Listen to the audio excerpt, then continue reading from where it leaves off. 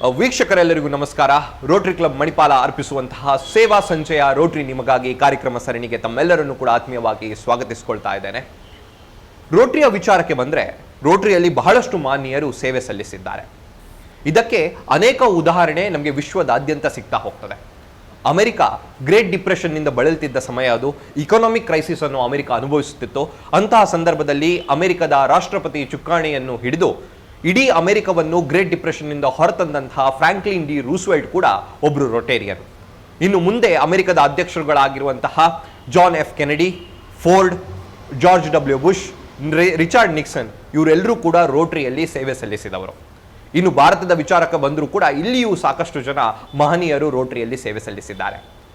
Rotary club Manipal ಇದಕ್ಕೆ ಹೊರತಲ್ಲ. Rotary club Manipal ಅಂದು Rotary club Udupi Manipal ಆಗಿದ್ದ ಸಮಯ. ಅದರ ಮೊದಲ ಚಾರ್ಟರ್ ಪ್ರೆಸಿಡೆಂಟ್ ಆಗಿದ್ದದ್ದು ಬೇರೆ ಯಾರೂ ಅಲ್ಲ, ಮಣಿಪಾಲದ ಬ್ರಹ್ಮ ಪದ್ಮಶ್ರೀ ಡಾಕ್ಟರ್ TMA ಪೈ. ಆ ನಂತರ ರಮೇಶ್ ಪೈ ಅವರು ಕೇವಲ ಡಿಸ್ಟ್ರಿಕ್ಟ್ ಗವರ್ನರ್ ಆಗಿ ಮಾತ್ರ ಸೇವೆ ಸಲ್ಲಿಸದೆ ಇನ್ನು ರೋಟರಿ ಇಂಟರ್ನ್ಯಾಷನಲ್ನ ಡೈರೆಕ್ಟರ್ ಆಗಿಯೂ ಕೂಡ ಅವರು ಸೇವೆ ಸಲ್ಲಿಸಿದ್ದಾರೆ. ಇಲ್ಲಿಯವರೆಗೆ ರೋಟರಿ ಕ್ಲಬ್ ಮಣಿಪಾಲ ಒಟ್ಟು 5 ಡಿಸ್ಟ್ರಿಕ್ಟ್ ಗವರ್ನರ್ಗಳನ್ನು ಕೊಟ್ಟಿದೆ. ಇವರೆಲ್ಲರನ್ನು ಕೂಡ ಇವರು ಪ್ರೀತಿಯಿಂದ ಪಂಚರತ್ನಗಳು ಅಂತ ಕರೀತಾರೆ. ಮುಂದಿನ ವರ್ಷ 6ನೇ ರೋಟರಿ ಗವರ್ನರ್ ಆಗಿ ಡಾಕ್ಟರ್ ಗೌರಿ ಅವರು ಸೇವೆ ಸಲ್ಲಿಸಲಿಕ್ಕಿದ್ದಾರೆ. ಈ 5 ರತ್ನಗಳಲ್ಲಿ ಒಬ್ಬರಾಗಿರುವಂತಹ ಡಾಕ್ಟರ್ ಎಚ್ ಶಾಂತಾರಾಮ್ ಅವರು ಇವತ್ತು ನಮ್ಮ ಅತಿಥಿ. ಪ್ರಾಯಶಃ ಉಡುಪಿಯಲ್ಲಿ ಡಾಕ್ಟರ್ ಶಾಂತಾರಾಮ್ ಅವರ ಬಗ್ಗೆ ತಿಳಿಯದ ಜನ ಬಹಳಷ್ಟು ಕಮ್ಮಿ. ಯಾಕಂತ ಹೇಳಿದರೆ ಒಬ್ಬರು ಶಿಕ್ಷಕರಾಗಿ, ಶೈಕ್ಷಣಿಕ ತಜ್ಞರಾಗಿ, ಸಂಶೋಧಕರಾಗಿ, ಆಡಳಿತಗಾರರಾಗಿ ಇವರು ಸಲ್ಲಿಸಿರುವಂತಹ ಸೇವೆ ಬಹಳಷ್ಟಿದೆ. ಇನ್ನು ರಂಗಭೂಮಿಯಲ್ಲಿಯೂ ಕೂಡ ಬಹಳಷ್ಟು ಒಂದು ಆಸಕ್ತಿ ಇರುವಂತಹ ಡಾಕ್ಟರ್ ಎಸ್ ಶಾಂತಾರಾಮ್ ಪ್ರಸ್ತುತ ಮಣಿಪಾಲ ಅಕಾಡೆಮಿ ಆಫ್ ಜನರಲ್ ಎಜುಕೇಷನ್ನ ಅಡ್ಮಿನಿಸ್ಟ್ರೇಟಿವ್ ಆಫೀಸರ್ ಆಗಿ ಸೇವೆ ಸಲ್ಲಿಸ್ತಾ ಇದ್ದಾರೆ. ಇನ್ನು ಇವರ ಬಗ್ಗೆ ಮಾತಾಡ್ತಾ ಹೋದರೆ ಬಂಡರ್ಕರ್ಸ್ ಕಾಲೇಜು ಒಂದು ಸಮಯದಲ್ಲಿ ವಿದ್ಯಾರ್ಥಿಗಳು ಮಾಡುವಂತಹ ಕೆಲವು ಕೆಲಸದಿಂದ ಕುಖ್ಯಾತಿಯನ್ನು ಪಡೆದಂತಹ ಸಮಯ. ಆ ಸಂದರ್ಭದಲ್ಲಿ ಇವರು ಅಲ್ಲಿ ಪ್ರಾಂಶುಪಾಲರಾಗಿ ಸೇವೆಯನ್ನು ಪ್ರಾರಂಭ ಮಾಡ್ತಾರೆ. ಬಂಡರ್ಕರ್ ಕಾಲೇಜನ್ನು ಒಂದು ರೀತಿಯಾಗಿ ಅಲ್ಲಿ ರಿಫಾರ್ಮ್ ತರುವ ಮೂಲಕ ಸಂಪೂರ್ಣವಾಗಿ ಅದನ್ನು ಬದಲಾವಣೆ ಮಾಡ್ತಾರೆ. ಇವತ್ತಿಗೆ ಬಹಳಷ್ಟು ಉತ್ತಮ ಕಾಲೇಜಸ್ಗಳಲ್ಲಿ ಒಂದು ಬಂಡರ್ಕರ್ ಕಾಲೇಜು ಅಂತ ಹೆಸರು ಪಡ್ಕೊಂಡಿದ್ರೆ ಅದಕ್ಕೆ ಡಾಕ್ಟರ್ ಎಸ್ ಶಾಂತಾರಾಮ್ ಅವರ ಕೊಡುಗೆ ಬಹಳಷ್ಟಿದೆ. ರಂಗಭೂಮಿಯ ವಿಚಾರಕ್ಕೆ ಬಂದರೆ ರಂಗಭೂಮಿ ರಿಜಿಸ್ಟರ್ಡ್ ಉಡುಪಿ ಈ ಸಂಸ್ಥೆಯ ಅಧ್ಯಕ್ಷರಾಗಿ ಸೇವೆ ಸಲ್ಲಿಸಿದ್ದಾರೆ. ಗೌರವ ಅಧ್ಯಕ್ಷರಾಗಿ ಪ್ರಸ್ತುತ ಸೇವೆ ಸಲ್ಲಿಸ್ತಾ ಇದ್ದಾರೆ.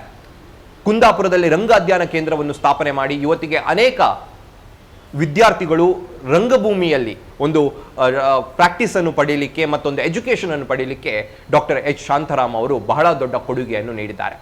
ಇದೆಲ್ಲ ನಮಗೆ ಮೇಲ್ನೋಟಕ್ಕೆ ಸಿಗುವಂತಹ ವಿಚಾರಗಳು ಮಾತ್ರ.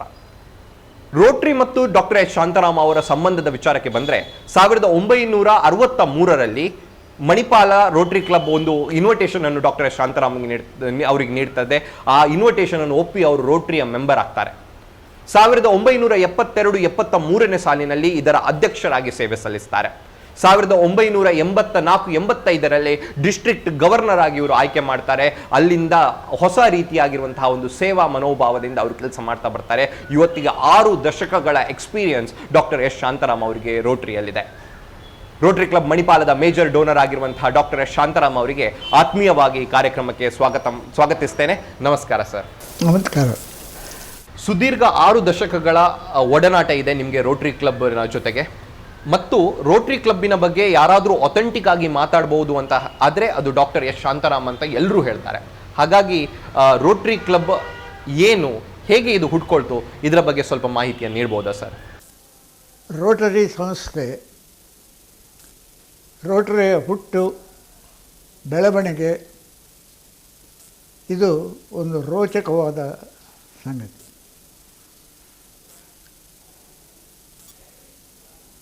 ರೋಟರಿ ಪ್ರಾರಂಭ ಆಗಿದ್ದು ಪೌಲ್ ಪಿ ಹ್ಯಾರಿಸ್.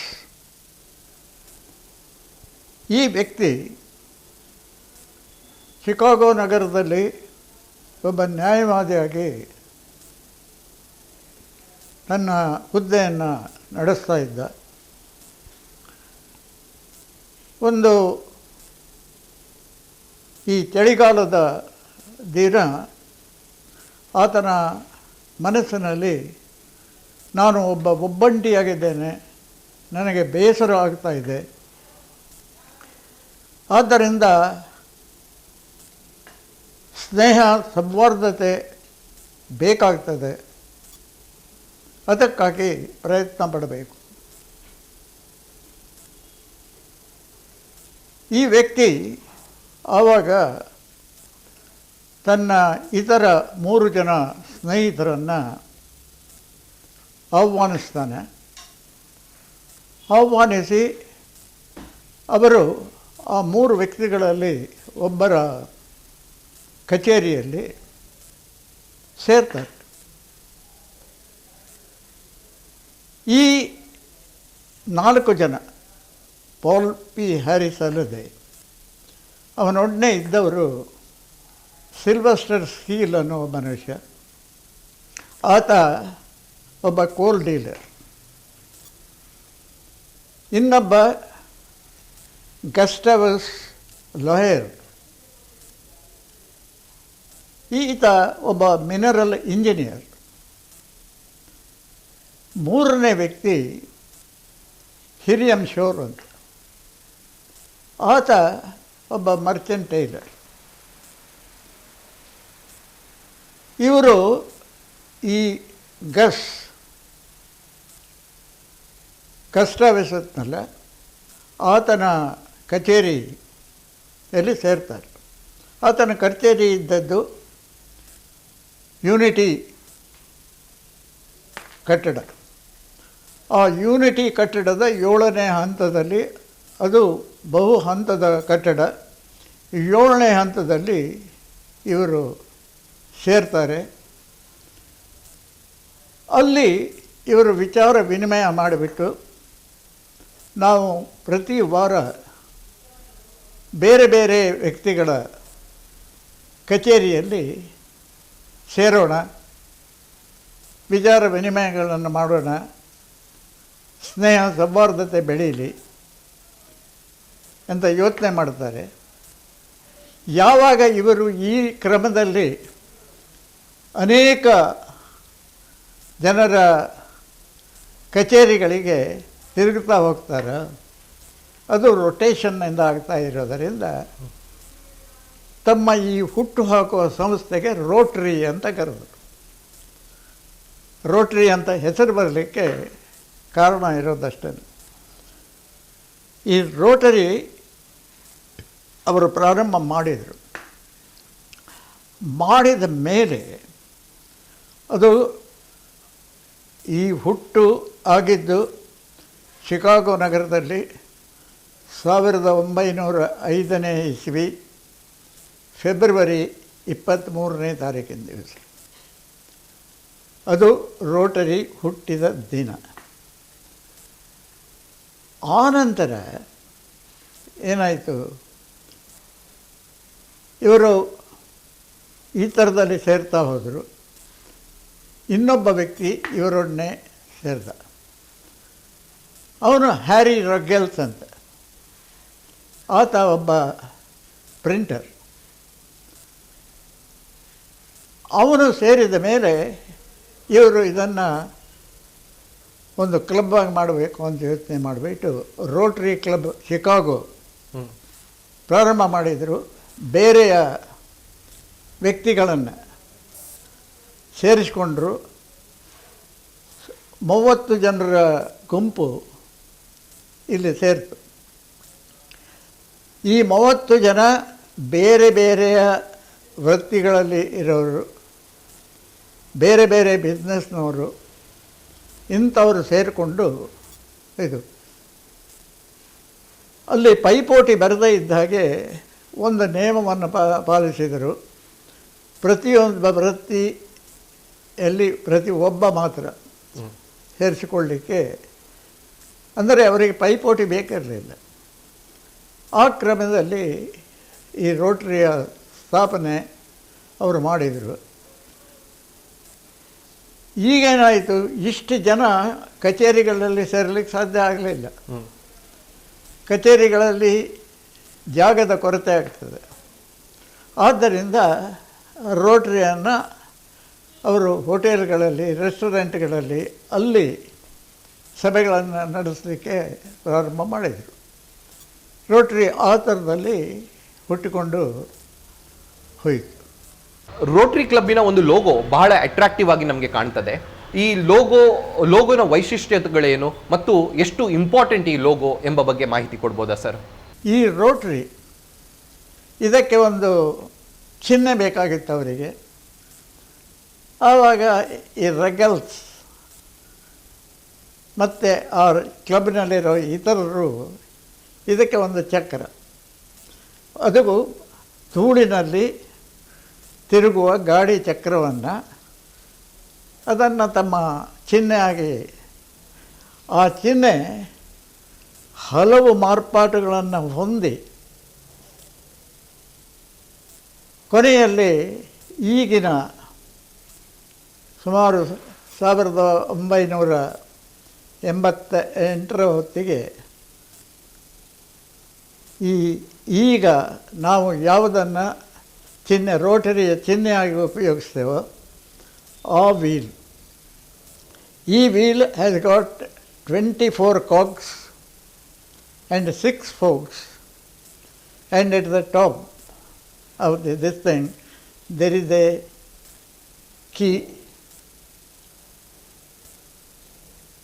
ಕೀವೇ. ಈ ಕೀವೇ ಇದೆ ಅಲ್ವಾ, ಇದಕ್ಕೆ ಇದು ಏನು ಅಂದರೆ ಈ ರೋಟರಿಯಲ್ಲಿ ಇರೋರು ಸೋಮಾರಿಗಳಲ್ಲ, ಅವರು ಕರ್ತವ್ಯಗಳನ್ನು ಮಾಡುವ ವ್ಯಕ್ತಿಗಳು ಎಂಬ ಇದರಲ್ಲಿ ಈ ಚಕ್ರಕ್ಕೆ ಬಣ್ಣ ಕಡು ನೀಲಿ ಬಣ್ಣದ ಚಕ್ರ ಮತ್ತು ಈ ಸ್ವರ್ಣ ಕಲರ್ ಏನಂತ ಹೇಳಿದರೆ ಈ ಗೋಲ್ಡನ್ ಕಲರ್, ಇವೆರಡು ಮಾತ್ರ ರೋಟರಿಯಲ್ಲಿ ಸಿಗ್ತದೆ. ಮತ್ತು ಅದರ ಮೇಲೆ ರೋಟರಿ, ಮೇಲ್ಗಡೆ ರೋಟರಿ ಇದೆ, ಕೆಳಗಡೆಯಲ್ಲಿ ಇಂಟರ್ನ್ಯಾಷನಲ್ ಎಂಬ ಶಬ್ದಗಳಿದ್ದಾವೆ. ಇದು ರೋಟರಿಯ ಚಿಹ್ನೆ. ಇದನ್ನು ಸಣ್ಣ ರೀತಿಯಲ್ಲಿ ಅದಕ್ಕೆ ಲ್ಯಾಪಲ್ ಕಿನ್ ಅಂತ ನಾವು ಹೇಳ್ತೇವೆ. ಈ ಲ್ಯಾಪಲ್ ಪೆನ್ನನ್ನು ರೋಟರಿಯ ಸದಸ್ಯರು ಸದಾಕಾಲ ಧರಿಸಿದರೆ ಉತ್ತಮವಾಗಿರ್ತದೆ. ಆದರೆ ಅನೇಕ ಸಂದರ್ಭಗಳಲ್ಲಿ ಏನಾಗ್ತಾ ಇದೆ ಅಂತ ಹೇಳಿದರೆ, ರೋಟರಿ ಅವರು ತಮ್ಮ ಸಭೆಗಳಿಗೆ ಬರುವಾಗ ಮಾತ್ರ ಇದನ್ನು ಹಾಕ್ತಾರೆ, ಬಾಕಿ ಹೊತ್ತಿನಲ್ಲಿ ಹಾಕ್ತಾ ಇಲ್ಲ. ಅದು ಸರಿಯಲ್ಲ. ಕಾರಣ ಇಷ್ಟೇ, ಈ ರೋಟರಿಯ ಈ ಒಂದು ಚಿಹ್ನೆ ಹಾಕ್ಕೊಂಡಾಗ ನೀವು ಬೇರೆಯವರಿಗೆ ನೀವು ಸದಾಕಾಲ ಸಿಗ್ತೀರಿ, ನೀವು ಸಹಾಯ ಮಾಡ್ತೀರಿ, ನಿಮ್ಮನ್ನು ನಂಬಬಹುದು ಎಂಬ ಸಂದೇಶ ಅವರಿಗೆ ಇದು ಕೊಡುತ್ತದೆ. ಅದೂ ಅಲ್ಲದೆ ಅನೇಕ ಸಂದರ್ಭಗಳಲ್ಲಿ ಈ ಪಿನ್ ಇರೋದರಿಂದ ನಿಮಗೂ ಸಹಕಾರ ಆಗಲಿಕ್ಕೆ ಸಾಧ್ಯ ಇದೆ. ಕೇವಲ ಒಂದು ನಿದರ್ಶನ ಕೊಡ್ತೇನೆ. ನಮ್ಮ ಕಸ್ತೂರ್ಬಾ ಮೆಡಿಕಲ್ ಕಾಲೇಜ್ ಅಂತಹ ಹೊತ್ತಿನಲ್ಲಿ ಕರ್ನಾಟಕ ವಿಶ್ವವಿದ್ಯಾನಿಲಯಕ್ಕೆ ಸೇರಿದ ಸಂಸ್ಥೆಯಾಗಿತ್ತು. ಆ ಸಂದರ್ಭದಲ್ಲಿ ನಾನು ಪರೀಕ್ಷೆಗಳನ್ನು ನಡೆಸಲಿಕ್ಕೆ ಒಂದು ಸಾರಿ ಗದಗಕ್ಕೆ ಹೋದೆ. ಸುಮಾರು ರಾತ್ರಿ 7 ಗಂಟೆಯ ಹೊತ್ತಿಗೆ ಒಂದು ರಸ್ತೆಯಲ್ಲಿ ಹೋಗ್ತಾ ಇದ್ದೆ. ನನ್ನ ಕಾರಿನ ಚಕ್ರ ಕೈ ಕೊಡ್ತು. ನಾನು ನಿಂತು ಏನು ಮಾಡೋದು ಗೊತ್ತಾಗಲಿಲ್ಲ, ಕತ್ತಲಾಗ್ತಾ ಇದೆ. ಆ ಹೊತ್ತಿನಲ್ಲಿ ಒಬ್ಬ ವ್ಯಕ್ತಿ ಎದುರಿನಿಂದ ಬಂದ, ನನ್ನನ್ನು ನೋಡಿ, ಕಾರನ್ನು ನೋಡಿ ನಿಲ್ಲಿಸ್ದ. ನನ್ನನ್ನು ನೋಡಿ, ನನ್ನ ಇದು ರೋಟರಿಯ ವೀಲ್ ಇತ್ತಲ್ವ, ಇದನ್ನು ನೋಡಿಬಿಟ್ಟು ನೀವು ರೊಟೇರಿಯನ್ನು ಎಂಬ ಪ್ರಶ್ನೆ ಕೇಳಿದ. ನಾನು ಹೌದು ಅಂತ ಹೇಳಿದೆ. ಮತ್ತು ಈ ಥರ ಆಗಿದೆ ಅಂತ ಹೇಳಿದಾಗ, ಅದನ್ನು ವ್ಯಸೆ ಮಾಡಬೇಡಿ, ನೀವು ನನ್ನ ಗ್ಯಾರೇಜ್ ಇದೆ, ಅದನ್ನು ನಾನು ಸರಿ ಮಾಡಿಸ್ತೇನೆ, ನಾನು ರೋಟರಿಯ ಸಭೆಗೆ ಹೋಗ್ತಾ ಇದ್ದೇನೆ, ನೀವು ಬನ್ನಿ ಅಂತ ಕರ್ಕೊಂಡು ಹೋದ. ನಾವು ರೋಟರಿಯ ಮೀಟಿಂಗ್ ಮುಗಿಯೋದ ಒಳಗೆ ನನ್ನ ಕಾರನ್ನು ಸರಿ ಮಾಡಿಕೊಟ್ಟ. ಸೊ ಇಂಥ ನಿದರ್ಶನಗಳನ್ನು ಬೇಕಾದಷ್ಟು ಹೇಳಲಿಕ್ಕೆ ಸಾಧ್ಯ ಇದೆ. ಆದ್ದರಿಂದ ಪ್ರತಿಯೊಬ್ಬರು ರೋಟರಿಯ ಸದಸ್ಯರು ಸದಾಕಾಲ ಇದನ್ನು ಧರಿಸೋದು ಉತ್ತಮ ಅಂತ ನಾನು ಹೇಳ್ತೇನೆ.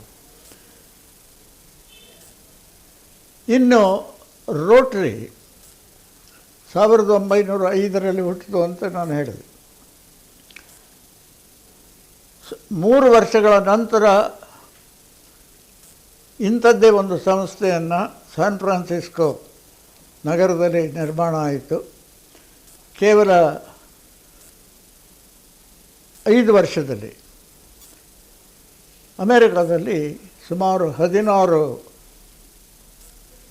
ಈ ಸಂಸ್ಥೆಗಳು ಹುಟ್ಟಿಕೊಂಡವು. 1910ರಲ್ಲಿ ಚಿಕಾಗೋದಲ್ಲಿ ಇವೆಲ್ಲರೂ ಒಟ್ಟು ಸೇರಿ ಒಂದು ಸಭೆ ನಡೆಸಿದರು.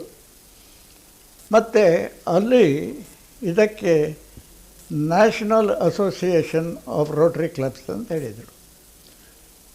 ಈ ನ್ಯಾಷನಲ್ ಅಸೋಸಿಯೇಷನ್ ಇದ್ದಿದ್ದು ಅದರ ಮುಂದಿನ ವರ್ಷ 1911ರಲ್ಲಿ ಕೆನಡಾದಲ್ಲಿ ವಿನಿಪೆಗ್ ನಗರದಲ್ಲಿ ಒಂದು ರೋಟರಿ ಕ್ಲಬ್ ಪ್ರಾರಂಭ ಆಯಿತು. ಮತ್ತು ಕ್ಯೂಬಾದಲ್ಲಿ ಒಂದು ರೋಟರಿ ಕ್ಲಬ್ ಪ್ರಾರಂಭ ಆಯಿತು. ಈ ಕ್ಯೂಬಾದ ಕ್ಲಬ್ಬು ಅನಂತರ ನಿಂತು ಹೋಯಿತು. ಅದೇ ಸಮಯದಲ್ಲಿ ಐರ್ಲ್ಯಾಂಡ್ ಡಬ್ಲಿನ್ ನಗರದಲ್ಲಿ ಮತ್ತು ಬೆಲ್ಫಾಸ್ಟ್ನಲ್ಲಿ ಈ ಕ್ಲಬ್ಗಳು ಹುಟ್ಟುಕೊಂಡು, ಅನಂತರ ಗ್ಲಾಸ್ಗೋ ನಗರದಲ್ಲಿ, ಸ್ಕಾಟ್ಲೆಂಡ್ ಮತ್ತು ಇಂಗ್ಲೆಂಡಿನ ಅನೇಕ ಕಡೆಗಳಲ್ಲಿ ರೋಟರಿ ಬಿಟ್ಟು. ಆದ್ದರಿಂದ ರೋಟರಿ ನ್ಯಾಷನಲ್ನಿಂದ ಇಂಟರ್ನ್ಯಾಷನಲ್ಗೆ ಹೋಯಿತು. ಆವಾಗ ಏನು ಹೇಳಿದರು, ಇದು international association of Rotary clubs. ಕೊನೆಗೆ ಈ ಇಂಟರ್ನ್ಯಾಷನಲ್ ಅಸೋಸಿಯೇಷನ್ ಅಂತ ಇರೋದನ್ನು ಅದನ್ನು ಸಣ್ಣದು ಮಾಡೋಕ್ಕೋಸ್ಕರ ರೋಟರಿ ಇಂಟರ್ನ್ಯಾಷನಲ್ ಅಂತ ಕರೆದರು. ಆ ರೋಟರಿ ಇಂಟರ್ನ್ಯಾಷನಲ್ ಅನ್ನೋ ಶಬ್ದವನ್ನು ಈ ಲ್ಯಾಪಲ್ ಪಿನ್ನಲ್ಲಿ ಮತ್ತು ನಮ್ಮ ರೋಟರಿಯ ಚಿಹ್ನೆಯಲ್ಲಿ ನಾವು ಕಾಣ್ತೇವೆ. ಇದು ಯಾವ ರೀತಿಯಲ್ಲಿ ಈ ನಮ್ಮ ಚಿಹ್ನೆ ಬೆಳೆದು ಬಂತು ಅನ್ನೋದನ್ನು ಹೇಳುತ್ತದೆ. Rotary international. ಆದರೆ ನಿಜವಾಗಿ ರೋಟರಿ ಜಗತ್ತಿನೆಲ್ಲ ಹರಡಲಿಕ್ಕೆ ಪ್ರಾರಂಭ ಆದದ್ದು ಸಾಧಾರಣ 1920ನೇ ಇಸ್ವಿನಲ್ಲಿ. ಆವಾಗ ಏಷ್ಯಾ ಇತರ ಖಂಡಗಳಲ್ಲಿ ಸಹಿತ ರೋಟರಿಯ ಪ್ರಾರಂಭ ಆಯಿತು. ಹಾಗಾಗಿ ನಿಜವಾದ ಅರ್ಥದಲ್ಲಿ ಅದು ಅಂತಾರಾಷ್ಟ್ರೀಯ ಸಂಸ್ಥೆಯಾಗಿ ಬೆಳೀತು. ಈ ರೀತಿಯಲ್ಲಿ ಇದು ಬಹಳ ರೋಚಕವಾದ ಒಂದು ವಿಚಾರ, ರೋಟರಿ ಯಾವ ಥರ ಬೆಳೀತು ಅಂತ. ಈ ಮಧ್ಯದಲ್ಲಿ ಈ ಇಂಗ್ಲೆಂಡಿನ ಇಬ್ಬರು ರೊಟೇರಿಯನ್ಸು ಬೆಳಗ್ಗಿನ ವಾಯುವಿಹಾರಕ್ಕೆ ಹೋದಾಗ ಯೋಚನೆ ಮಾಡಿ ರೋಟರಿಯ ಕಾರ್ಯಕ್ರಮಗಳನ್ನು 4 ವಿಭಾಗಗಳನ್ನು ನಡೆಸಬೇಕು ಎಂಬ ಒಂದು ಸಲಹೆಯನ್ನು ಮಾಡಿದರು. ಅದು ಯಾವುದು ಅಂದರೆ 4 ಅವೆನ್ಯೂಸ್ ಆಫ್ ಸರ್ವೀಸ್ ಅಂತ ಕರೆದರು. Club service, vocational service, community service, international service ಅಂತ. ಅಂದರೆ ಬೇರೆ ಬೇರೆ ನಮೂನೆಯ ಸೇವೆಗಳು. ಇದರ ನಂತರ ಇದಕ್ಕೆ ಇನ್ನೊಂದು ವಿಭಾಗ ಸೇರಿಸಿಕೊಂಡರು, ಅದು youth services. Avenue of youth service. International service ಇದ್ದಾಗೆ ಯೂತ್ ಸರ್ವೀಸ್ ಮಾಡಿದರು. ಈ ಥರದಲ್ಲಿ ಕಾರ್ಯಕ್ರಮಗಳನ್ನು ಮಾಡ್ತಾ ಹೋದರು. ಇದಾದ ಮೇಲೆ ರೋಟ್ರಿಗೆ ಒಂದು ಧ್ಯೇಯವಾಕ್ಯ ಯಾವತ್ತು ಬೇಕಾಗ್ತದೆ. ಆ ಧ್ಯೇಯವಾಕ್ಯ ಈ ಸೇವೆ.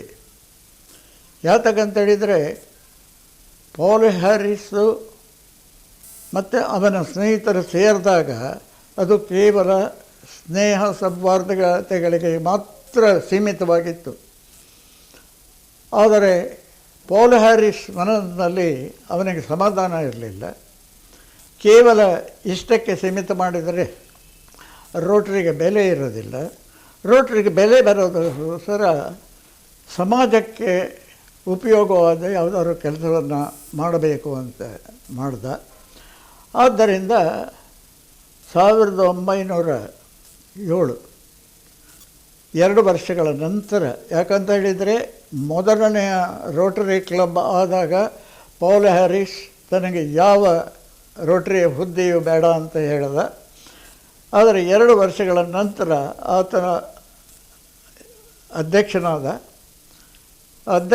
ಸಮಯದಲ್ಲಿ ಶಿಕಾಗೋ ನಗರದಲ್ಲಿ ಅಲ್ಲಿಯ ಪುರಸಭೆಯ ಹತ್ತಿರ ಅದಕ್ಕೆ ಸಂಬಂಧಪಟ್ಟಂತೆ ಒಂದು ಶೌಚಾಲಯವನ್ನು, ಸುಸಜ್ಜಿತವಾದ ಶೌಚಾಲಯ ನಿರ್ಮಾಣ ಮಾಡಿದ.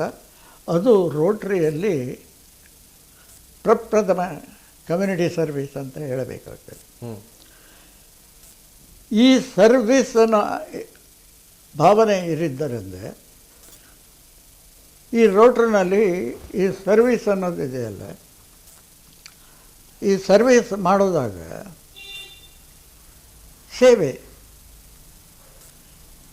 ಇದರಿಗೋಸ್ಕರ ಇದರ ಧ್ಯೇಯವನ್ನು ಹಾಕ್ಕೊಳ್ತಾ 2 ಧ್ಯೇಯಗಳನ್ನು ಮುಂದೆ ಇಟ್ಟರು. 1, he profits most who serves the best. ಇನ್ನೊಂದು ಸರ್ವಿಸ್ ಎಬವ್ ಸೆಲ್ಫ್. ಇಲ್ಲಿ ನಾವು ಅರ್ಥ ಮಾಡಿಕೊಳ್ಬೇಕು, ಸರ್ವಿಸ್ ಎಬವ್ ಸೆಲ್ಫ್ ಅಂತ ಹೇಳಿದರೆ ಸೆಲ್ಫ್ಲೆಸ್ ಸರ್ವಿಸ್ ಅಲ್ಲ. ಸೆಲ್ಫ್ಲೆಸ್ ಸರ್ವಿಸಿಗೂ ಸರ್ವಿಸ್ ಎಬವ್ ಸೆಲ್ಫಿಗೂ ವ್ಯತ್ಯಾಸ ಇದೆ. ಇದು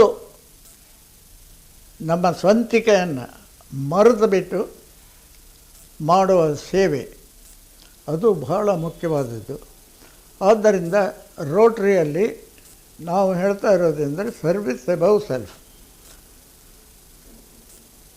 ಸ್ವಂತವನ್ನು ಮೀರಿ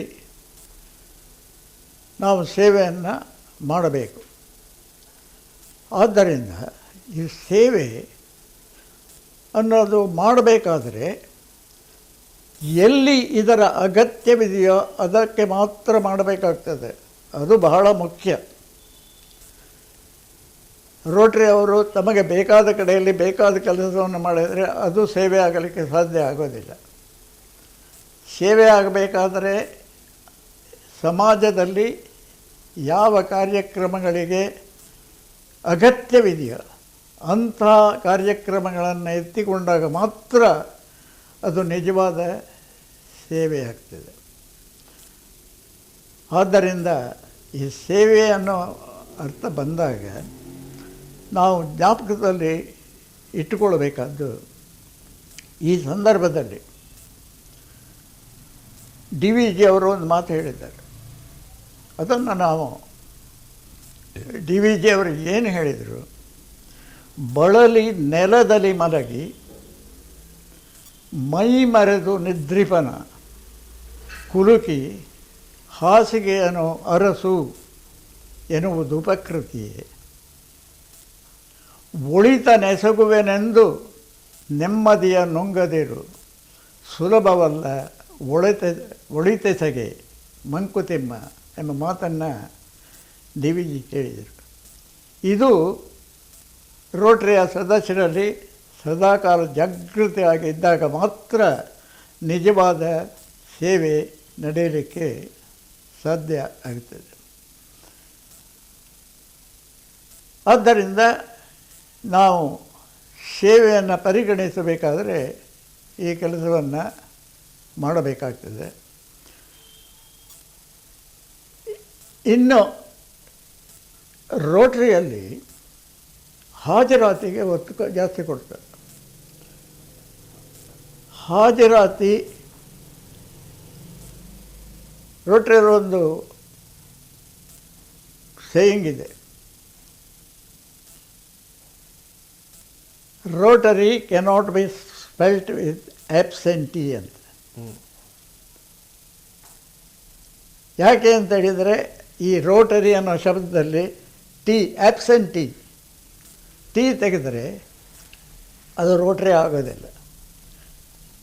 ಆದ್ದರಿಂದ ಈ ಹಾಜರಾತಿ ಇದು ಯಾತಕ್ಕೆ ಮುಖ್ಯ? ಸದಸ್ಯರು ಒಟ್ಟು ಸೇರಿದಾಗ ಅವರಲ್ಲಿ ನಿಕಟ ಸಂಪರ್ಕ ಬರ್ತದೆ, ಅವರು ವಿಚಾರ ವಿನಿಮಯ ಮಾಡಿಕೊಳ್ಳಲಿಕ್ಕೆ ಸಾಧ್ಯವಾಗ್ತದೆ, ಕಾರ್ಯಕ್ರಮಗಳನ್ನು ಹಾಕಿಕೊಳ್ಳಲಿಕ್ಕೆ ಸುಲಭವಾಗುತ್ತದೆ. ಈ ರೀತಿಯಲ್ಲಿ ರೋಟರಿಯ ಕಾರ್ಯಕ್ರಮಗಳನ್ನು ನಡೆಸಿದರೆ ಮಾತ್ರ ನಿಜವಾದ ಸೇವಾ ಕಾರ್ಯಕ್ರಮಗಳು ರೋಟರಿಯಿಂದ ನಡೀತವೆ. ಈ ನಂತರ ರೋಟರಿ ಈ ವೊಕೇಶನಲ್ ಸರ್ವಿಸ್ ಅಂತ ಹೇಳಿದ್ನಲ್ಲ, ಅಲ್ಲಿ ಇರೋ ಇದು ಏನು ಎಥಿಕ್ಸ್, ಈ ಎಥಿಕ್ಸ್ ಇದು ಪ್ರತಿಯೊಂದು ವೊಕೇಶನ್, ಪ್ರತಿಯೊಂದು ಬಿಸ್ನೆಸ್ನಲ್ಲಿ ಇರಬೇಕಾಗ್ತದೆ. ಅದನ್ನು ಮತ್ತು ರೋಟರಿ ಸದಸ್ಯರು ರೋಟರಿಯನ್ನು ಸಮಾಜಕ್ಕೆ ತೆಗೆದುಕೊಂಡು ಹೋಗ್ತಾರೆ, ಸಮಾಜ ರೋಟರಿಗೆ ಹತ್ತಿರ ಮಾಡಿಕೊಡ್ತಾರೆ. ಈ ವಿನಿಮಯ ನಡೀತದೆ. ಇನ್ನು ರೋಟರಿಯಲ್ಲಿ ಕಾರ್ಯಕ್ರಮಗಳನ್ನು ಈ ರೀತಿಯಲ್ಲಿ ಮಾಡಿದಾಗ, ಅದಲ್ಲದೆ ರೋಟರಿಯಲ್ಲಿ ಲೀಡರ್ಶಿಪ್ ನಡೀತದೆ, ನಾಯಕತ್ವ. ಈ ಲೀಡರ್ ಅನ್ನೋ ಶಬ್ದ ಬಹಳ ರೋಚಕವಾದ ಶಬ್ದ. ಈ ಬರೀ ಈ ಲೀಡರ್, ಎಲ್ ಅಂದರೆ ಲರ್ನೈಟ್ ಆ್ಯಂಡ್ ಲವಬಲ್. ಈ Ernst and enthusiastic.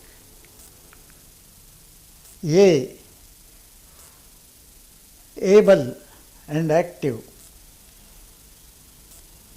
LEAD, devoted and disciplined. Excellence in everything, or righteousness and responsibility.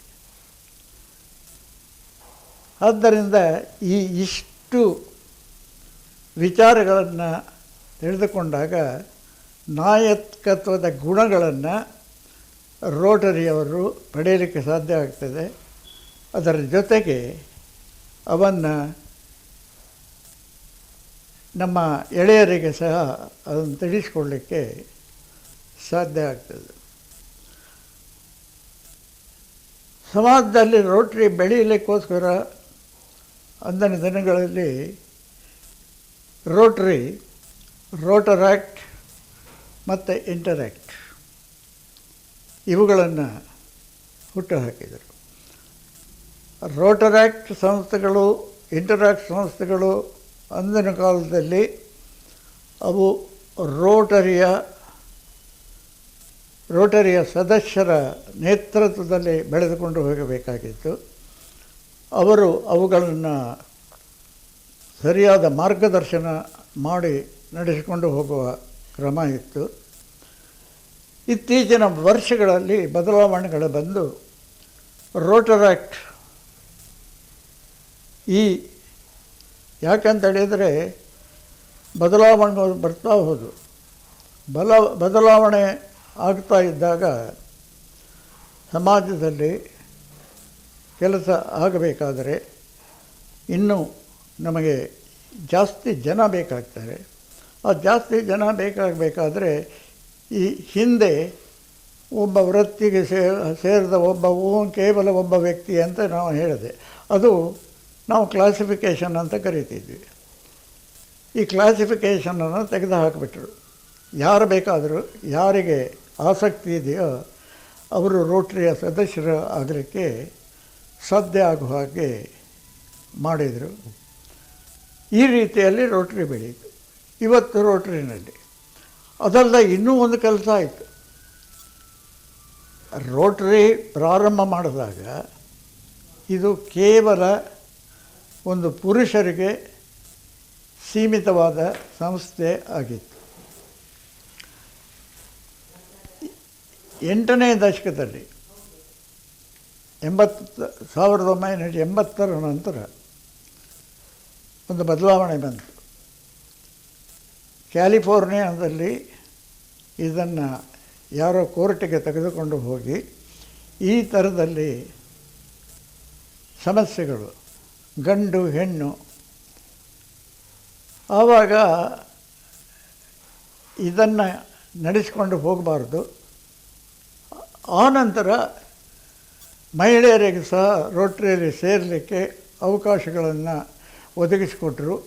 ಇವತ್ತು ರೋಟ್ರಿಯಲ್ಲಿ ಯಾರು ಬೇಕಾದರೂ ಸೇರಬಹುದು. ಈ ರೀತಿಯಲ್ಲಿ ರೋಟ್ರಿ ಬೆಳೀತಾ ಹೋಗಿದೆ. ಈ ರೋಟ್ರಿ ಬೆಳೆದುಕೊಂಡು ಹೋಗಿ ನಾವು ಈ ರೋಟ್ರಿಯಲ್ಲಿ ಕಾರ್ಯಕ್ರಮಗಳು ಸಹಿತ ಬದಲಾವಣೆಗಳಾಗ್ತಾ ಇದೆ. ಇದಲ್ಲದೆ ಪ್ರತಿ ವರ್ಷ ರೋಟ್ರಿಯಲ್ಲಿ ಯಾರು ಜಿಲ್ಲಾ ಗವರ್ನರ್ ಆಗ್ತಾರೆ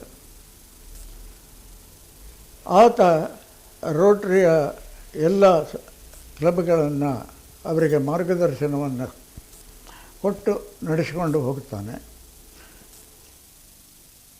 ಅಂತಾರಾಷ್ಟ್ರೀಯ ರೋಟ್ರಿ ಅಧ್ಯಕ್ಷರು ಇರ್ತಾರೆ. ಈ ವರ್ಷ ಅಂತಾರಾಷ್ಟ್ರೀಯ ಅಧ್ಯಕ್ಷರು ಭಾರತೀಯರಾಗಿದ್ದಾರೆ. ಅದು ಒಂದು ಉತ್ತಮವಾದ ಥಿಂಗ್. ಶೇಖರ್ ಮೆಹ್ತಾ ಅಂತ ಭಾರತೀಯರು, ಅವರು ರೋಟ್ರಿಯ ಚುಕ್ಕಾಣಿಯನ್ನು ಹಿಡಿದಿದ್ದಾರೆ. ಮತ್ತು ರೋಟ್ರಿಯ ಸಂಸ್ಥೆ ಪ್ರತಿ ವರ್ಷ ಒಂದು ಧ್ಯೇಯವಾಕ್ಯವನ್ನು ಕೊಡುತ್ತದೆ. ಈ ವರ್ಷದ ಧ್ಯೇಯವಾಕ್ಯ serve to change the lifes. Serve to change lifes ಅಂದರೆ ಜನರ ಬದುಕನ್ನು ಬದಲಾಯಿಸಿ ಅದನ್ನು ಯಾವುದರಿಂದ ಸೇವೆಯ ಮುಖಾಂತರ ಈ ಕೆಲಸ ಆಗಬೇಕು ಎಂಬ ತತ್ವವನ್ನು ಇವತ್ತು ರೋಟ್ರಿಯ ಸದಸ್ಯರ ಮುಂದೆ ಇಟ್ಟಿದ್ದಾರೆ. ರೋಟ್ರಿ ಈ ಥರದಲ್ಲಿ ಬೆಳೆದುಕೊಂಡು ಹೋಗ್ತಾ ಇದೆ. ಇದಲ್ಲದೆ ರೋಟ್ರಿಯಲ್ಲಿ ಅನೇಕ ಕಾರ್ಯಕ್ರಮಗಳನ್ನು ನಡೀತವೆ. ಅಂತಾರಾಷ್ಟ್ರೀಯ ಸೇವೆ ಅಲ್ಲಿ ಯೋಚನೆ ಮಾಡಿದಾಗ ಈ ರೋಟ್ರಿ ಅನೇಕ ಕಾರ್ಯಕ್ರಮಗಳ ಮುಂಚೂಣಿಯಲ್ಲಿದ್ದು ಕೆಲಸ ಮಾಡಿದ್ದಾರೆ.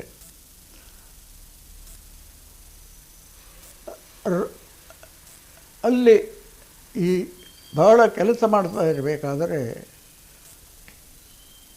ಅಲ್ಲಿ ಇರೋದು ಈಗ ನಿಮಗೆ ಪೋಲಿಯೋ ಇರಾಡಿಕೇಷನ್ ನಿರ್ಮೂಲನ, ಪೋಲಿಯೋ ನಿರ್ಮೂಲನವನ್ನು ಬಹುಮಟ್ಟಿಗೆ ಇದರಲ್ಲಿ ರೋಟ್ರಿ ಯಶಸ್ಸನ್ನು ಕಂಡಿರೋದು ನೀವು ಕಂಡಿದ್ದೀರಿ. ಇದೇ ರೀತಿಯಲ್ಲಿ ಸಿಡುಬು, ದಢಾರ, ನಾಯಿ ಕೆಮ್ಮು ಮುಂತಾದ ಕಾಯಿಲೆಗಳನ್ನು ಸಹ ರೋಟ್ರಿ ತನ್ನ ಕಾರ್ಯವೈಖರಿಯಿಂದ ನಡೆಸಿಕೊಂಡು ಹೋಗಿದ್ದಾರೆ. ಈ ರೀತಿಯಲ್ಲಿ ರೋಟ್ರಿಯ ಕಾರ್ಯಕ್ರಮಗಳು ಹೆಚ್ಚು ಹೆಚ್ಚಾಗಿ ನಡೀತಾ ಹೋಗ್ತಾ ಇರ್ತವೆ.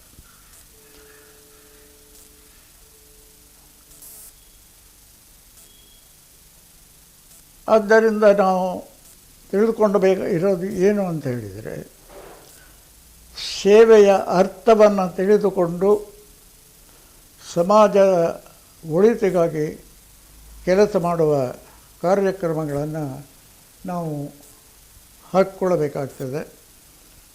ಇದನ್ನು ಮಾಡಿದಾಗ ಮಾತ್ರ ರೋಟರಿಗೆ ಉತ್ತಮ ಭವಿಷ್ಯ ಇದೆ. ರೋಟರಿಯನ್ನು ಕಂಡು ಇತರ ಸಂಸ್ಥೆಗಳು ಪ್ರಾರಂಭ ಆಗಿದ್ದಾವೆ.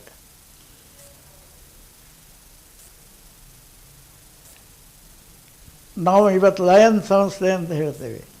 ಲಯನ್ ಸಂಸ್ಥೆ ರೋಟರಿಯ ಪ್ರಾರಂಭವಾದ 12 ವರ್ಷಗಳ ನಂತರ ರೋಟರಿಯನ್ನು ನೋಡಿಕೊಂಡು ಮೆಲ್ವಿನ್ ಜೋನ್ಸ್ ಹುಟ್ಟು ಹಾಕಿದ. ಅವನು ಆ ರೋಟರಿಯ ಕಾರ್ಯಕ್ರಮದ ಪ್ರಕಾರನೇ ಹೋದ. ಲಯನ್ಸ್ ಇಂಟರ್ನ್ಯಾಷನಲ್ ಇದನ್ನು ಮಾಡಿದ. ಆ ರೀತಿಯಲ್ಲಿ ರೋಟರಿ ಅತ್ಯುತ್ತಮವಾದ ಕಾರ್ಯವನ್ನು ಮಾಡ್ತಾ ಇರೋದನ್ನು ನಾವು ಯೋಚಿಸಬೇಕಾಗ್ತದೆ. ವೀಕ್ಷಕರೇ, ನಮ್ಮ ಜೊತೆಗೆ Manipal academy of general education administrative officer ಆಗಿರುವಂತಹ ಡಾಕ್ಟರ್ ಎಚ್ ಶಾಂತಾರಾಮ್ ಅವರಿದ್ದಾರೆ. ಅವರು ಇಲ್ಲಿಯವರೆಗೆ ನಮಗೆ ರೋಟರಿ ಸಂಸ್ಥೆ ಹೇಗೆ ಹುಡ್ಕೊಳ್ತು, ಅದರ ಲೋಗೋದ ಪ್ರಾಮುಖ್ಯತೆ ಏನು, ಇದರ ಬಗ್ಗೆ ಸಾಕಷ್ಟು ಮಾಹಿತಿಗಳನ್ನು ನೀಡಿದ್ದಾರೆ. ಅವರ ಜೊತೆಗೆ ರೋಟರಿ ಸಂಸ್ಥೆಯ ಬಗ್ಗೆ ಮಾತಾಡೋಕ್ಕೆ ಇನ್ನೂ ಸಾಕಷ್ಟು ವಿಚಾರಗಳಿದೆ. ಅದಕ್ಕಿಂತ ಮುಂಚೆ ಪುಟ್ಟದೊಂದು ವಿರಾಮ ತಗೊಂಡು ಮತ್ತೆ ವಾಪಸ್ ಬರೋಣ, ಅವರ ಜೊತೆ ಮಾತುಕತೆ ಮುಂದುವರಿಸೋಣ. ಎಲ್ಲರಿಗೂ ನಮಸ್ಕಾರ. ಇವತ್ತಿನ ಮುಖ್ಯ ಅತಿಥಿಯವರಾದ ಡಾಕ್ಟರ್ ಎಚ್ ಶಾಂತಾರಾಮ್ ಅವರು ನಮಗೆಲ್ಲರಿಗೂ ಗೊತ್ತಿದ್ದ ಪರ್ಸನಾಲಿಟಿ. ಯಾಕಂದ್ರೆ ನಮ್ಮ ರೋಟರಿ ಸಂಸ್ಥೆಯಲ್ಲೂ ಹಾಗೂ ಅಲ್ಲದೆ ನಮ್ಮ ಕರ್ನಾಟಕದಲ್ಲಿ ಹಾಗೂ ನಮ್ಮ ದೇಶದಲ್ಲಿ ಅವರ ಹೆಸರು ಎಲ್ಲರಿಗೂ ಗೊತ್ತಿದ್ದ ಹೆಸರು. ಅವರು 1928ರಲ್ಲಿ ನಾಗರ್ ಅಂತ ಒಂದು ಸಣ್ಣ ಊರು ಶಿವಮೊಗ್ಗದಲ್ಲಿ ಹುಟ್ಟಿದವರು. ಅಲ್ಲಿ ಅವರ ವಿದ್ಯಾಭ್ಯಾಸವನ್ನು ನಡೆಸಿ ಮತ್ತೆ ಅವರ ಮುಂದಿನ ವಿದ್ಯಾಭ್ಯಾಸವನ್ನು ಲಂಡನ್ UKಗೆ ಹೋಗಿ ಅವರು ಅವರ ಮಾಸ್ಟರ್ಸ್ ಡಿಗ್ರಿ ಹಾಗೂ PhD ಯನ್ನು ಮಾಡಿದರು. ಅದಾದ ಮೇಲೆ ಅವರು ಇಲ್ಲಿ ಮಣಿಪಾಲದಲ್ಲಿ ಹಲವಾರು ಹುದ್ದೆಗಳನ್ನು ಹೊಂದಿಕೊಂಡು ಅವರ ಅಡ್ಮಿನಿಸ್ಟ್ರೇಷನ್ ಹಾಗೂ ಎಜುಕೇಶನ್ ಅಲ್ಲಿ ಬಹಳ ಪ್ರಮುಖವಾದ ಪಾತ್ರಗಳನ್ನು ಪಡೆದಿದ್ದಾರೆ. ಇದು ಅಲ್ಲದೆ ಅವರು 1963ರಲ್ಲಿ ರೋಟರಿ ಉಡುಪಿ ಮಣಿಪಾಲ್ ಕ್ಲಬ್ ಅನ್ನು ಅವರು ಸೇರಿಕೊಂಡ್ರು. ರೋಟರಿಯಲ್ಲಿ ಅವರು ಬಹಳಷ್ಟು ಹುದ್ದೆಗಳನ್ನು ಹೊಂದಿ ಅವರು 1972ರಲ್ಲಿ ಪ್ರೆಸಿಡೆಂಟ್, ರೋಟರಿ ಕ್ಲಬ್ ಉಡುಪಿ ಮಣಿಪಾಲದ ಪ್ರೆಸಿಡೆಂಟ್ ಆಗಿದ್ರು. ಹಾಗೂ ಮತ್ತೆ ಜಿಲ್ಲಾ 3182 ಜಿಲ್ಲೆಯ ಗವರ್ನರ್ ಆಗಿ 3180 ಆಗಿತ್ತು ಆಗ. ಮತ್ತೆ ಅದು ಡಿವೈಡ್ ಆಗಿ 318182 ಆಗಿತ್ತು. ಅದ 3180 ಗವರ್ನರ್ ಆಗಿ 1984 ಹಾಗೂ 85ರಲ್ಲಿ ಅವರು ಗವರ್ನರ್ ಆಗಿದ್ರು. ಅವರು ಮೇಜರ್ ಡೋನರ್ ರೋಟರಿಯಲ್ಲಿ ಸಹ ಮೇಜರ್ ಡೋನರ್ ಅಂದ್ರೆ ಅವರು $10,000 ಹೆಚ್ಚು ದೇಣಿಗೆಯನ್ನು ಅವರು ರೋಟರಿ ಸಂಸ್ಥೆ ರೋಟರಿ ಫೌಂಡೇಶನ್ಗೆ ಕೊಟ್ಟಿದ್ದಾರೆ. ಅವರ ಮಕ್ಕಳು ಫ್ಯಾಮಿಲಿ ಎಲ್ಲ ಪಾಲ್ ಹ್ಯಾರಿಸ್ ಫೆಲೋ ಆಗಿದ್ದಾರೆ. ಇಂಥ ಅವರ ಏನೆಲ್ಲ ಅಚೀವ್ ಮಾಡಿದ್ರೆ ಹೇಳಲಿಕ್ಕೆ ಶುರು ಮಾಡಿದ್ರೆ ಆಲ್ಮೋಸ್ಟ್ ಒಂದು ಗಂಟೆ ಬೇಕಾಗ್ತದೆ. ಅವರು ಈಗ 93 ವರ್ಷ ಪ್ರಾಯ ಆದ್ರೂ ಅವರು ಸುಮಾರು ಸಂಸ್ಥೆಗಳಲ್ಲಿ ಅವರು ದೊಡ್ಡ ಹುದ್ದೆಗಳನ್ನು ಹೊಂದಿ ಅವರು ಸೇವೆಯನ್ನು ಸಲ್ಲಿಸ್ತಾ ಇದ್ದಾರೆ. ಇದು ಯಾಕೆಂದ್ರೆ ಅವರಿಗೆ ಎಷ್ಟು ಪ್ರಾಯ ಆದ್ರೂ ಅವರ ಬ್ರೈನ್ ಫಸ್ಟ್ ಕ್ಲಾಸ್, ಒಂದು ಸಣ್ಣ ಟೀನೇಜ್ ಬ್ರೈನ್ ಹಾಗೂ ಒಂದು ಸಣ್ಣ 20 ವರ್ಷ ಪ್ರಾಯದ ಚುರುಕು ಬ್ರೈನ್ ಅವರಿಗೆ ಉಂಟು. ಈಗಿನ ಸಮಯದಲ್ಲಿ ಅವರು administrative officer of the academy of general education ಆಗಿದ್ದಾರೆ. ಅವರ ಡೈರೆಕ್ಟರ್ ಡಾಕ್ಟರ್ ಕೋಟಾ ಶಿವರಾಮ್ ಕಾರಂತ್ ಅವರ ಸಂಶೋಧನಾ ಕೇಂದ್ರದ ಡೈರೆಕ್ಟರ್ ಆಗಿದ್ದಾರೆ. ಹಾಗೂ ಹಲವಾರು ಹುದ್ದೆಗಳನ್ನು ಹೊಂದಿದ್ದಾರೆ. ಅವರಿಗೆ ಹಲವಾರು ಅವಾರ್ಡ್ಸ್ ಕೂಡ ಲಭ್ಯವಾಗಿದೆ. ಅದರಿಂದ most important awards, new year awards, vocational excellence award, Karnataka ರಂಗೋಧಾರಕ ಅವಾರ್ಡ್ ಹಾಗೂ ಕೈರಾಲಿ ಅವಾರ್ಡ್ ಆಫ್ ಕೈರಾಲಿ ಸುಹೃದ ದೇವಿ ಕುಂದಾಪುರ.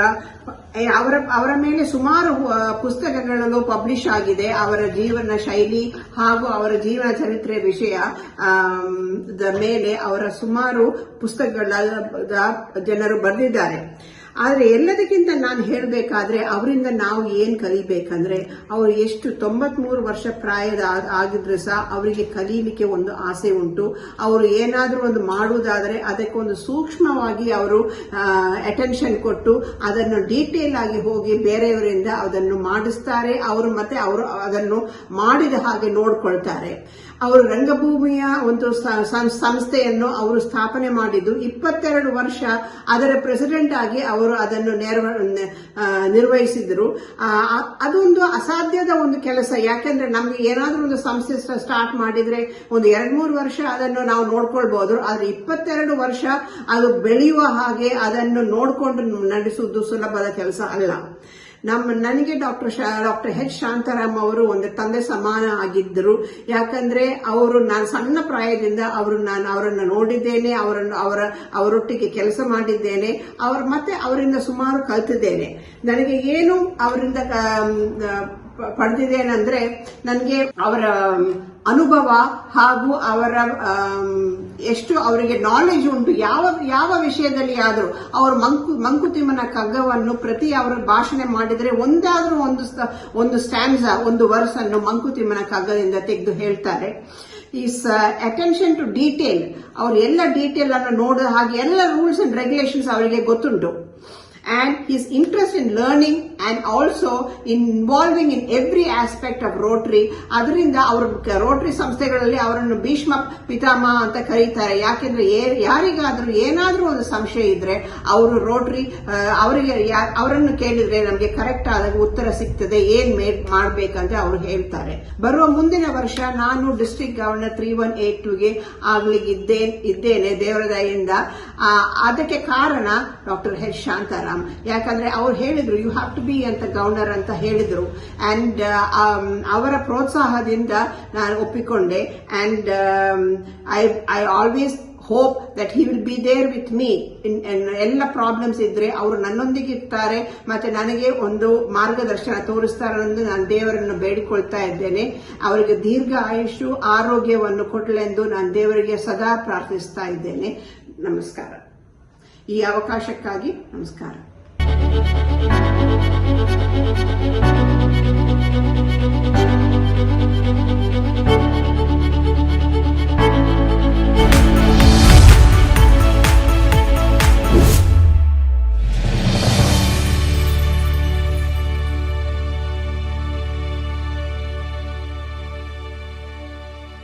ವಿರಾಮದ ನಂತರ ಸೇವಾ ಸಂಚಯ ರೋಟರಿ ನಿಮಗಾಗಿ ಕಾರ್ಯಕ್ರಮಕ್ಕೆ ತಮ್ಮೆಲ್ಲರನ್ನು ಕೂಡ ಆತ್ಮೀಯವಾಗಿ ಸ್ವಾಗತಿಸುತ್ತಿದ್ದೇನೆ. ನಮ್ಮ ಜೊತೆಗೆ ಇರುವಂತಹ ವ್ಯಕ್ತಿ, ಅವರನ್ನು ಕೇವಲ ವ್ಯಕ್ತಿ ಅಂತ ಹೇಳಿದರೆ ಸರಿಯಾಗಲ್ಲ, ಅವರು ಒಂದು ಯೂನಿವರ್ಸಿಟಿ. ಅವರಲ್ಲಿರುವಂತಹ ಮಾಹಿತಿಗಳು ಅನೇಕ. ಅವರು ನಮ್ಮ ಜೊತೆಗೆ ಎಷ್ಟೊತ್ತು ಮಾತಾಡಿದ್ರು.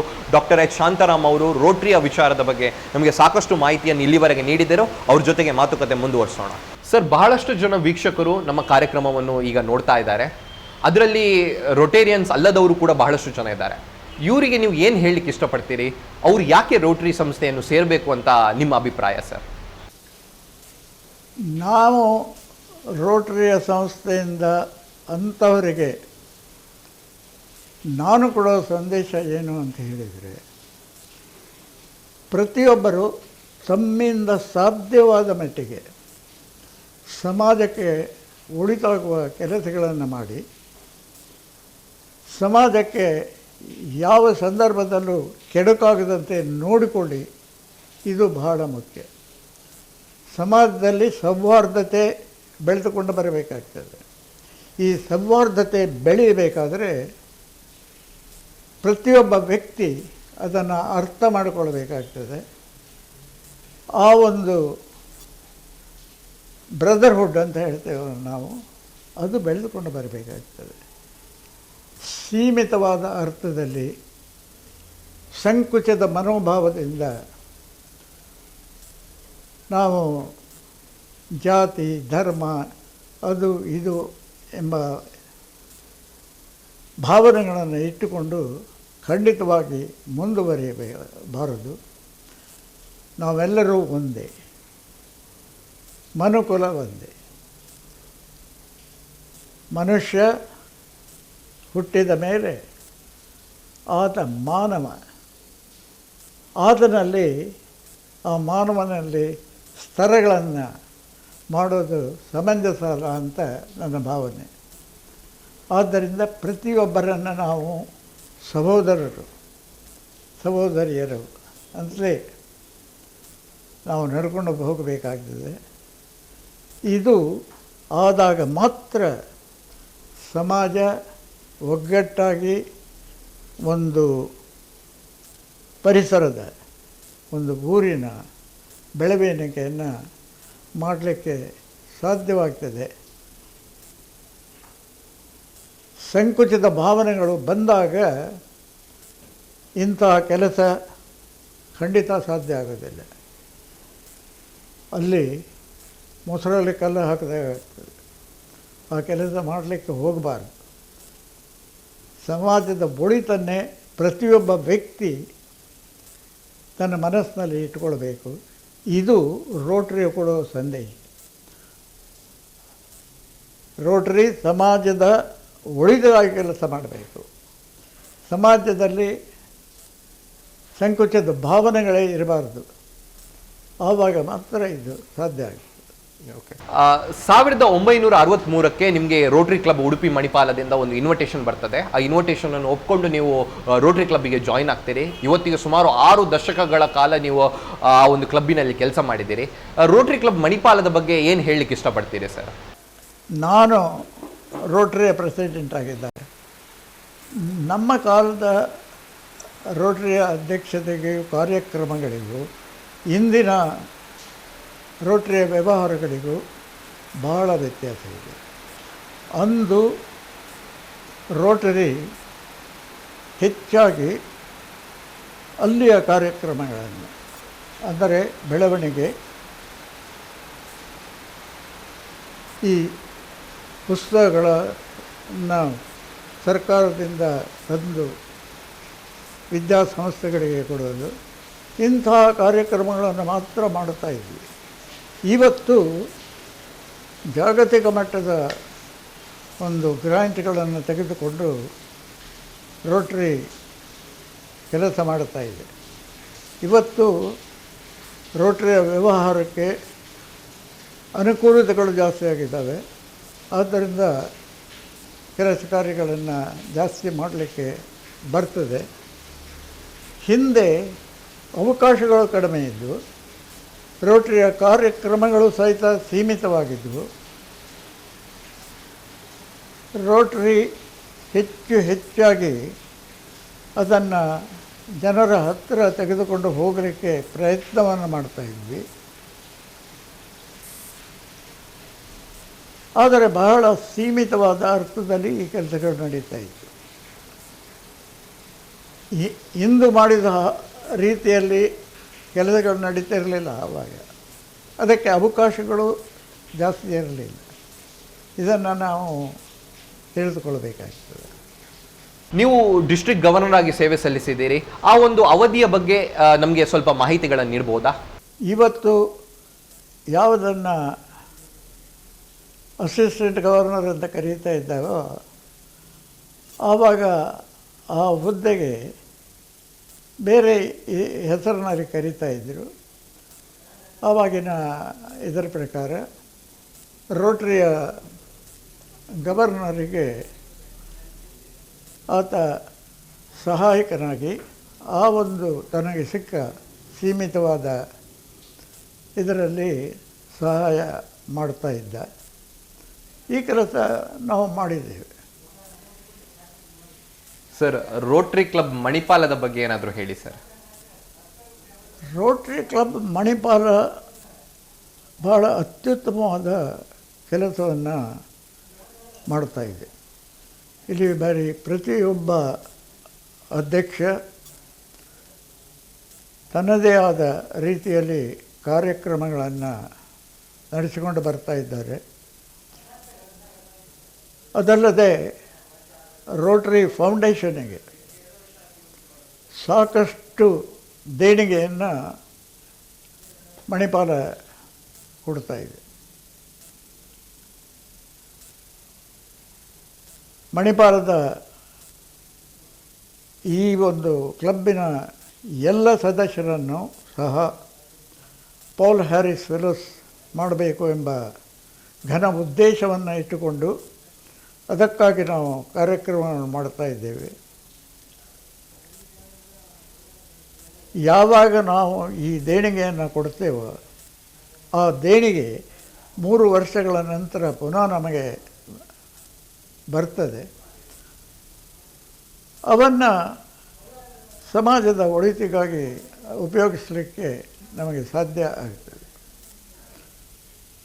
ಇಂತಹ ಉತ್ತಮವಾದ ಕಾರ್ಯ ಇವತ್ತು ಮಣಿಪಾಲ ರೋಟರಿ ನಮ್ಮ ಜಿಲ್ಲೆಯಲ್ಲಿ ಮುಂಚೂಣಿಯಲ್ಲಿದೆ ಅನ್ನೋದನ್ನು ಹೇಳಲಿಕ್ಕೆ ನನಗೆ ಬಹಳ ಸಂತೋಷ ಆಗ್ತದೆ. ಅಷ್ಟು ಉತ್ತಮವಾದ ಕಾರ್ಯ ನಮ್ಮ ಜಿಲ್ಲೆಯಲ್ಲಿ ಮಣಿಪಾಲ ರೋಟರಿಯಿಂದ ನಡೀತಾ ಇದೆ. ಮುಂದಿನ ವರ್ಷ ನಮ್ಮದೇ ಕ್ಲಬ್ಬಿನ ಸದಸ್ಯರಾದ ಒಬ್ಬ ಮಹಿಳೆ ರೋಟರಿ ಜಿಲ್ಲೆಯ ಚುಕ್ಕಾಣಿಯನ್ನು ಹಿಡಿತಾ ಇದ್ದಾರೆ. ಅದು ಒಂದು ಸಂತೋಷದ ಸಂಗತಿ ಅಂತ ನಾನು ಹೇಳಬೇಕಾಗ್ತದೆ. ನಮ್ಮ ಜಿಲ್ಲೆಯ ಪ್ರಥಮ ಮಹಿಳೆ. ಇಲ್ಲಿಯವರೆಗೆ ನಮ್ಮ ಜಿಲ್ಲೆಯಲ್ಲಿ ಯಾವ ಮಹಿಳೆಯೂ ರೋಟರಿಯ ಗವರ್ನರ್ ಆಗಿರಲಿಲ್ಲ. ಪ್ರಪ್ರಥಮವಾಗಿ ಮಣಿಪಾಲ ಈ ಕೆಲಸ ಮಾಡ್ತಾ ಇದೆ. ಅದು ಮಣಿಪಾಲಕ್ಕೆ ಒಂದು ಕಿರೀಟ ಅಂತ ನಾನು ಹೇಳಬಯಸ್ತೇನೆ.